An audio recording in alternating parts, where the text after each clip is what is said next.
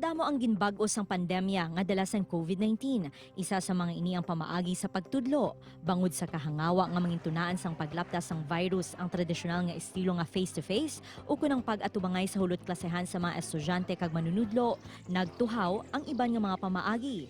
Isa na diri ang paggamit sang teknolohiya.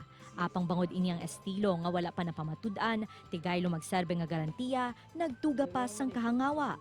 Ang amusin nga sahi sang panghangkat, paano bala atubangon sang sektor sang edukasyon?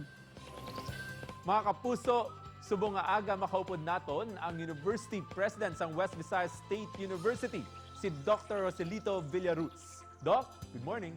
Mayong aga, Sed. Mayong aga sa aton mga tagpalamati at tumalanaw. Well, West Visayas State University is gearing up towards the opening of academic year 2020-2021. So, are you confident to say nga ready na ang eskwelahan sa opening? Well, I could say that we are trying our best to be ready by this opening of the school year. Although I still have some issues that have to be settled, especially the completion of all the learning materials that we will be giving out to our students. Doc, you were installed as the university's 8th president, no? Ikawalo. Just last January 22, inilang nga tuig. You barely have warmed your seat, tuway ka pa nag-init, dayo nagumpisa na ng krisis. No? Paano naapektuhan sining pandemya ang mga plano mo kuntani sa bilang tagpamuno sa eskwelahan? It's just so sad that na-interrupt ang aton momentum. I barely sat in my office, as you said, when I became president last January, when I was inducted into office last January.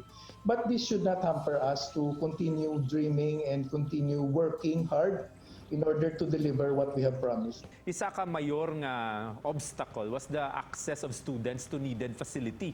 And yet nakibot ang tanan kay isa ka mo nga una nagpagwa sang statement. West Visayas State University, a public university at that, was able to come up with a plan to provide tablets to their students for free.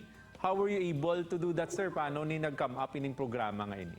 We decided on prioritizing the distribution of learning packets through tablets because I think this will be a better option rather than printing all the materials. Kaya kung i-print naton, the students will be going back and forth to the university during these times and it wouldn't be wise and safe to bring them to the school.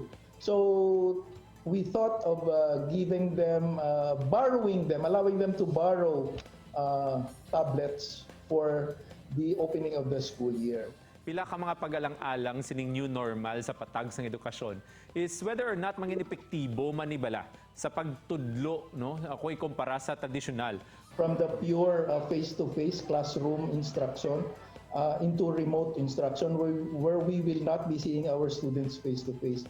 It will require more effort from our faculty members and from our staff.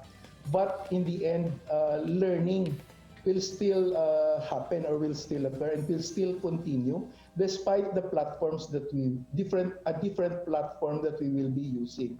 So we were caught off guard actually and we were unprepared, no? Because all of a sudden we will change the way we will deliver and teach our students.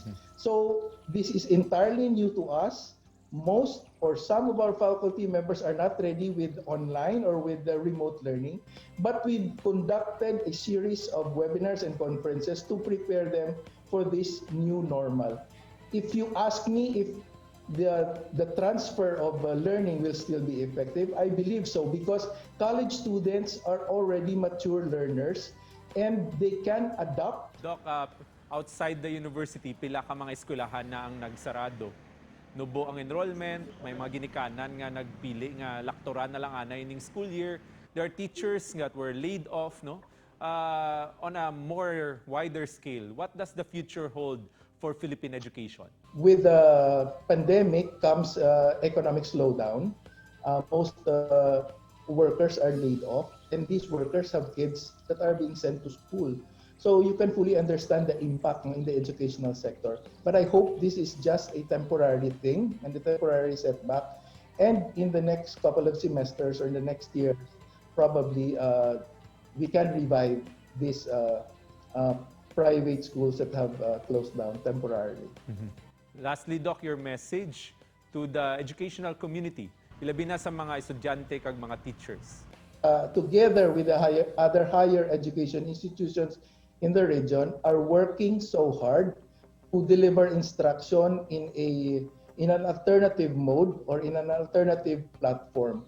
But we would like to also to remind you to check on your kids whether they're doing their online classes or their remote classes, so that it would be a lot easier for their teachers to evaluate them.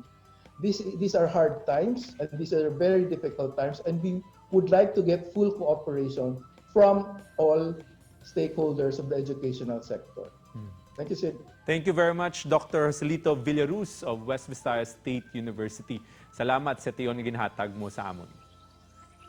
Ayan, mga kapuso, nakita natin this is a major transition sa aton educational system, but we've seen our leaders, our teachers working hard in order to prepare for this. Kilanlano nato ng bulig sang tanan para mapadako, matudluan ang aton mga kabataan sang eksakto bisan na muna nga may ginapangatubang kita nga pandemya.